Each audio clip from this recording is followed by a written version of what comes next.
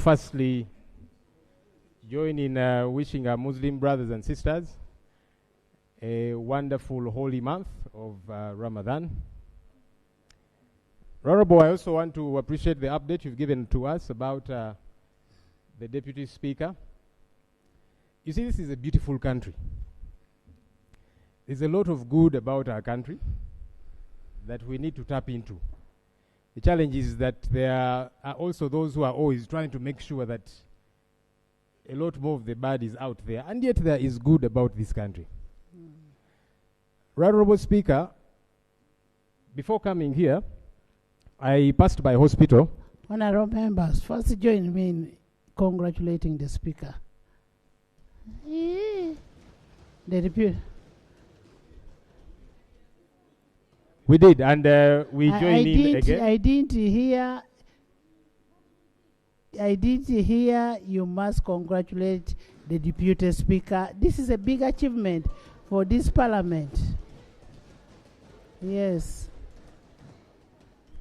Honorable Speaker, we do send our congratulations to the Right Honorable Deputy Speaker, and we shall also reach out to him individually in that regard. Honorable Speaker, I was saying that before I came to the House this afternoon, I passed by hospital to visit a journalist called Miracle Ibra. He's a top television journalist who was brutalized yesterday. His eye was shattered. Yesterday we went for the nomination of my party's candidate, one Arias Luimbaz in Alukola, for the Kawempe North by-election. Honorable Speaker, after the nomination... Switch on. Switch on. Honorable Speaker, the candidate was assaulted, taken away. A couple of people were picked up and others brutalized. This particular journalist was descended onto by men in JAT uniform. JAT is Joint Anti-Terrorist Task Force. These are people who are meant to go out there and deal with terrorists. They descended on this journalist who was fully branded as a journalist with his camera and beat him up with batons, shattered his eye and broke bones around his face. The doctors are not sure that his eye will see again, whether it will recover. They are struggling to deal with that situation. Honorable Speaker, one, I think government needs to tell us what the exact role of JAT is. I don't know what they're doing in a by-election, but also, what are we doing going after journalists doing their job? The other day, the Right Honorable Prime Minister said that I normally make government look bad. And then she actually used the word that is not in the English dictionary. She said, I'm always dirtying government. But there are things that government does that makes it look dirty on its own without my help and without anyone's help. I don't even know if the Minister for Information and government generally has reached out to this journalist to establish the goings on and ensure that he gets proper treatment. Honorable Speaker, we have got laws in this country. For the umpteenth time, I want to implore government to follow these laws. If it is keeping law and order, police has got to do that, and again, within the confines of the law. So we would want to understand what is JAT doing, being involved in such a process. Why are they picking up people, beating them up, beating up journalists who are doing their job as a journalist? Their weapon is a camera. Government.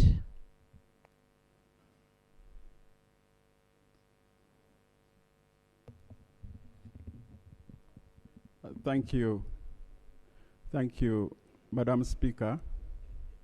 The Right Honorable Prime Minister yesterday but one made a statement when the leader of opposition made a statement here. Why is what he's saying, we sympathize with the person who has been injured, and also to note that some of these actions are not sanctioned by government, but also it is important, you can imagine now, it's important that when you come on the floor of the House, you come at least with some details so that we know where to start from. Like now, you are claiming that these people who beat this person are members of JAT. How can now government know at this material time whether this was a police person, whether it was a goon, or something else? So it's important, Madam Speaker, that we take while this house is a place where we should represent our people. While this house is a place we should represent our people. It is a place of record. It's a place of record. It's a place of action. You are not going to come and say JAT people or police or military. We don't know, but we shall cross-check what happened. Honorable Lob, it is very, very unfortunate. It is very, very unfortunate that whatever happened to the gentleman in hospital, that is regrettable. But what we need to find out, because nobody is above the law, what we need to find out, who in particular, because I believe there are other people, there were other journalists who were there. There could be somebody who could have taken a picture of the person who brutalized the patient. Let's have that information, and then we make a follow-up of that information, and we take action. I mean, government cannot sanction and say, go and brutalize so and so. Who is that person to be brutalized? I appreciate you, Right Honourable Speaker, for that guidance. You see, for us, normally what we require is that government takes swift action against these fellows who operate outside the law. Then people will know you are cracking down. Now, regarding information about all of that, government came to this parliament and was appropriated billions of shillings to put CCTV cameras within town. So I'd expected government, through the Minister of State here, to say, we are going to immediately follow up this matter, because you have got CCTV cameras, as opposed to going on quick defense. Honorable. And I can also direct you to the hospital where he is. He's in Zambia Hospital. He's called Miracle Ibra. Honorable, he who alleges must prove beyond reasonable doubt. You have said it is the government and it is the judge. Please bring. I mean, we must put these people to where they belong. We must hold these people accountable. Because if it is true that these judge people did all this, why would they beat that young man? Why? That is the question we are asking, why? And where did the incidents take place from? Kawempe. Honorable Minister, maybe you need to check it out with the Internal Affairs. If you have the cameras there, we could be able to find out. Madam Speaker, we shall follow up and action will be taken, because security agencies are supposed to protect the citizens of Uganda, the territorial integrity of the country. So we shall follow up, and certainly we shall visit also the journalist who was injured. Honorable Minister, please take time off and visit the journalist who was beaten and give us a feedback, and we see how best can be handled. In the public gallery this afternoon, we have student leaders from Bugema University, from Bunanika constituency. Bunanika. That name there. You're most welcome. And they are represented by Honorable Secretary Robert and Honorable Nabukenya Brenda.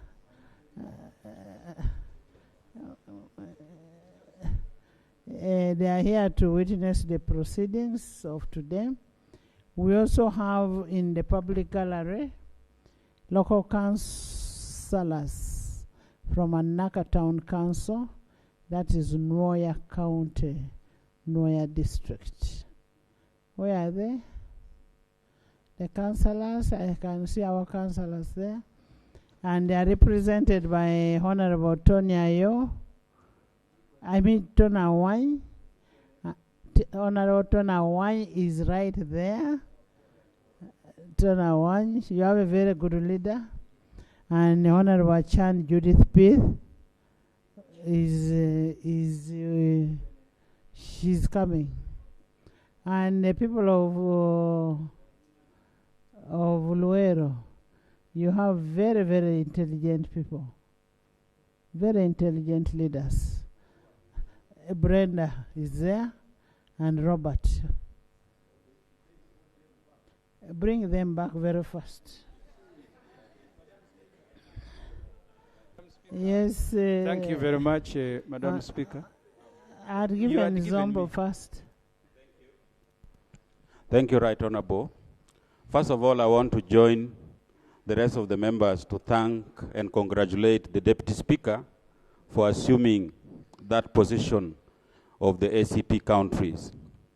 The 79 countries of the ACP, Africa, Caribbean, and Pacific, they were mostly colonized by the European powers. And the 48 in Africa, the 16 in the Caribbean, and the 15 in the Pacific. Now, the Caribbean and the Pacific countries, most of them are small island developing countries, and they have challenges in those small islands. And that means by the Deputy Speaker becoming the chair of that very powerful nation, group of nations, the President, he has a lot of responsibility. We should also address challenges in the small island developing countries. But using that position, I have 3 prayers.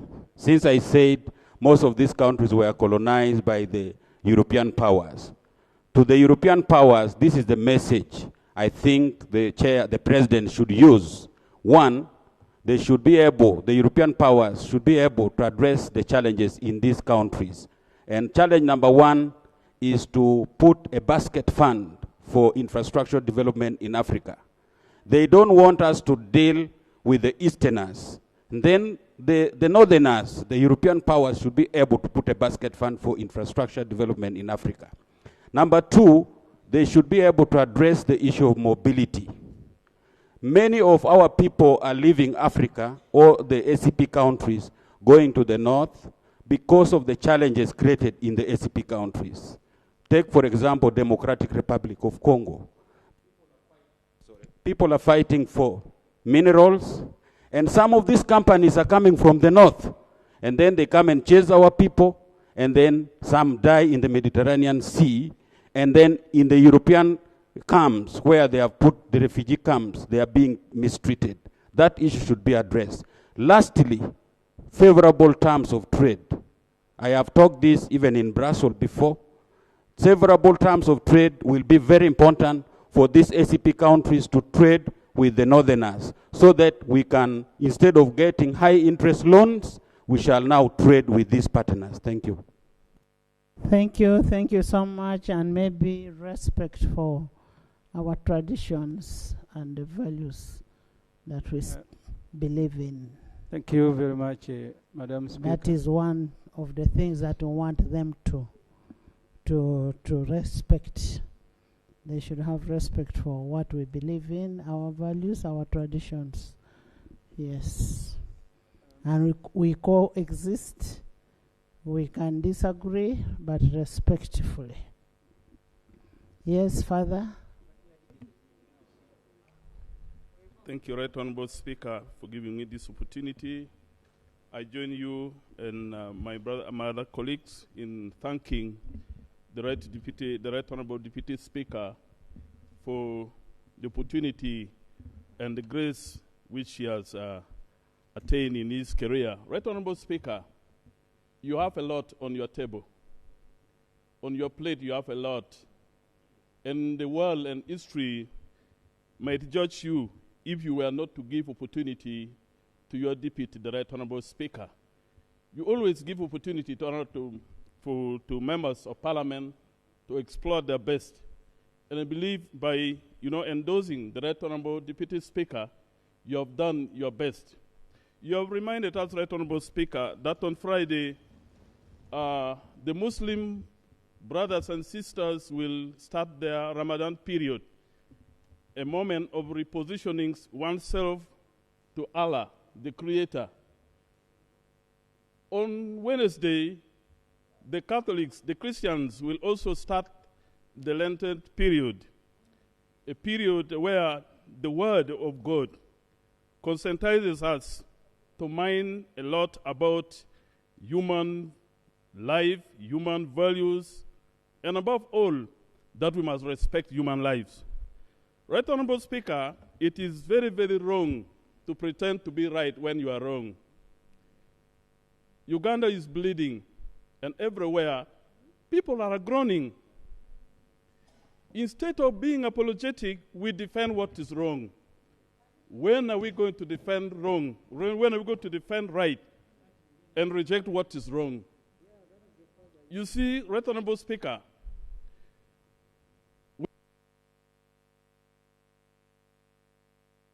Switch on, switch on. when we shall begin the Ramadan and the period of Lent, it is incumbent of us leaders. I'm happy that Uganda is now providing leadership to the rest of the world, and we need also to provide leadership to ourselves and to this country. As we enter this period of Ramadan and the Holy Lent, we need actually, one, to be mindful of our actions and to defend human values and rights of one another.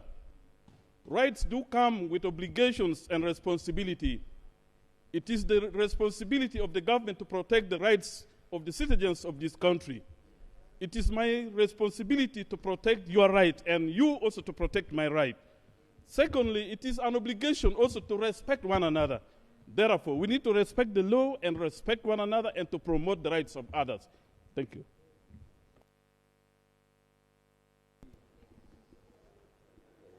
Thank you very much. Father, thank you so much, Father. Though you have not come out very clearly, you've come out. I am not saying you come back. Father,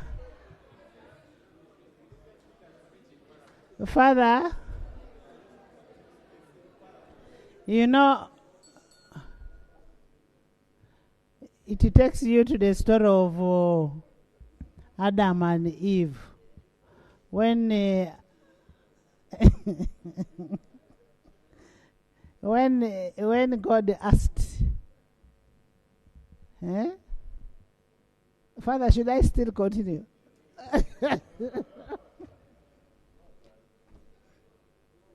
Thank you very much. You know, Father has tasted the world, so don't worry. We shall sort out ourselves. He has tasted the world. Madam Speaker, thank you very much. On Friday in the evening is when we will be looking for the moon. If it's sighted as you rightly said, our calendar begins at sunset. So that will be Ramadan fast. So I join you, Madam Speaker, in wishing Muslims a happy month of Ramadan. And also join you in congratulating former FDC youth, the Honorable Chairman Youth League. Yes, the Right Honorable Thomas Tayebwa, for his new responsibility. I was looking at Mama Mimbira there, and I remembered the day she was taken to Zira by this government. Madam Speaker, the point the Right Honorable Leader of Opposition made, I think the Minister has answered one leg. First, you called the government. I saw the Honorable Bahat standing. I don't know whether you become government by being here first, that you are the first in Parliament. But the point, Madam Speaker, there is an order. We are both FDCs.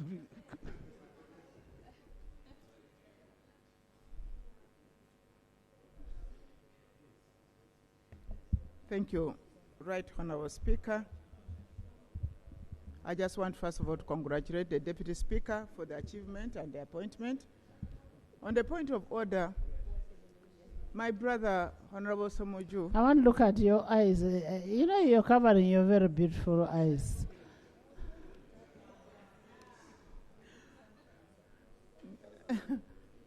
Right Honorable Speaker, my young brother here, Honorable Ssemujju Nganda Haji, Al-Haj, is very much aware that I, Beatrice Atimanywa, Mama Mabira, I'm a member of the NRM. I contested, I'm a flag bearer, and I'm a serving minister in the government of the NRM. And he's alluding to his statement that I'm an FDC. Is he in order for him to continue dreaming that I'm still an FDC member when I'm a real NRM?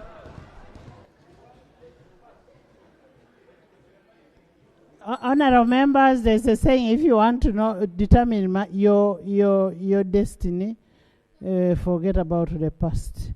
Much as the Deputy Speaker was in the Youth League, is in NRM.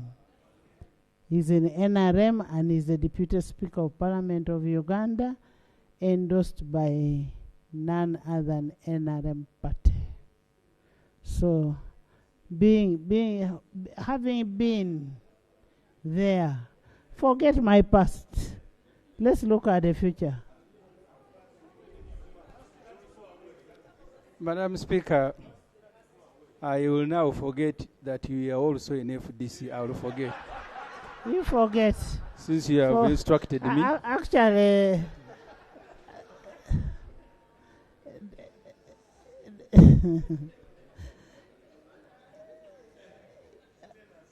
I have not been, I was there and I left there. I don't regret leaving.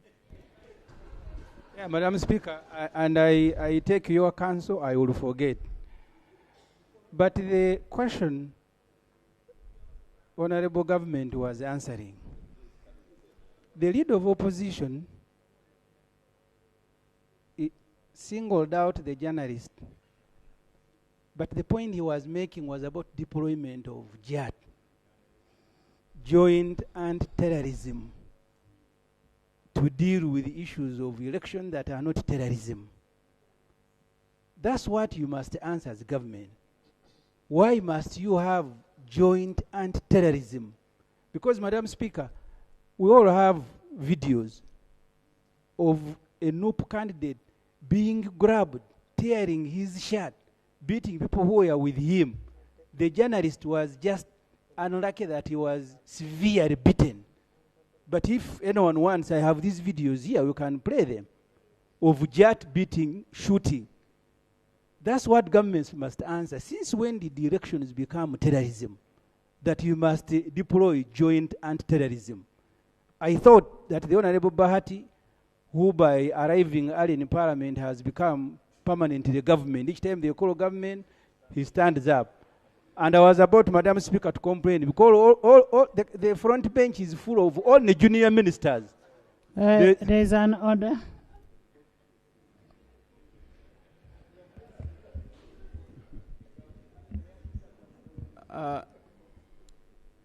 I think we need to take this parliament seriously,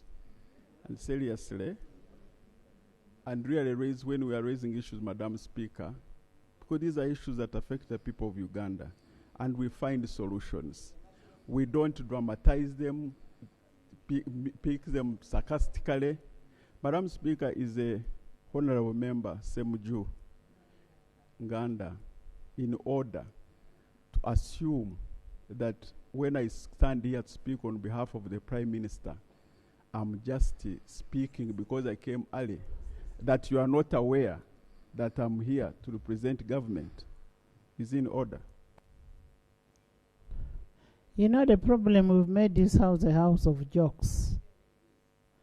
As far as I know, I have a written communication delegating Honorable Bahati to be a leader of government business.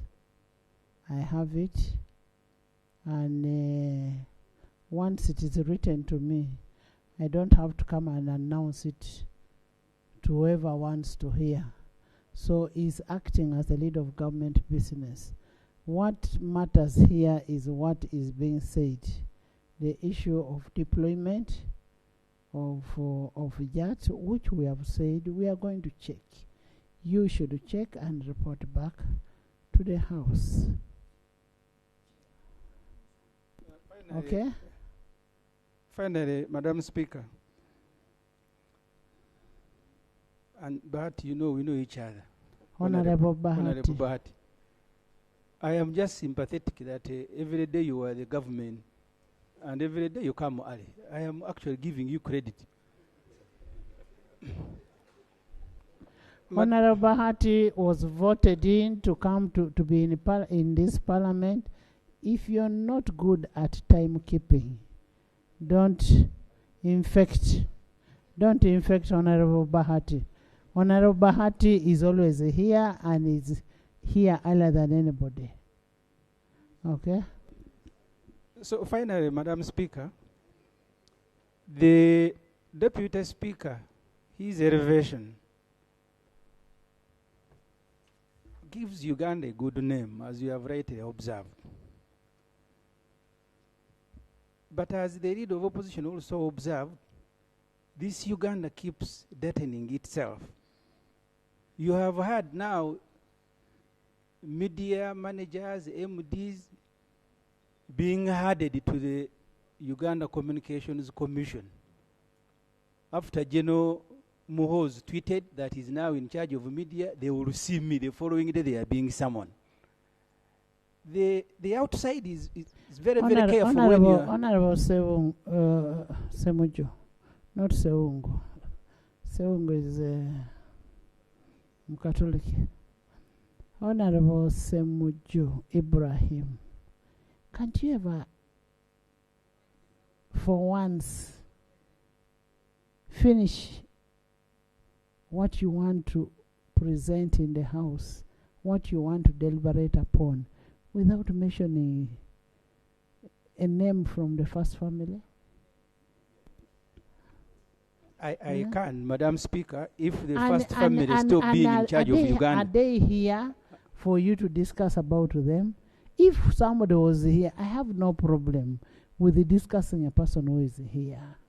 Let's get serious. Yeah, but Madam Speaker, even the one who is supposed to be here has never stepped here. The Minister for Education, has she ever stepped here? Okay. But the point is about the media. Honorable Minister, I have Honorable Gwang here, who is the Minister of Education, a State Minister of Education and Sports. So stop saying that there is no Minister of Education here. Next item. Yes, Lillian. Lillian. Right, Honorable Speaker, I want to thank you for this opportunity. Right, Honorable Speaker, wouldn't it be procedurally right if this House grants Ssemujju an opportunity to Honorable Ssemujju Nganda an opportunity to maybe meet and interact with the members of the first family directly, so that we can spare time of this parliament to discuss other issues? Honorable members in the public gallery this afternoon,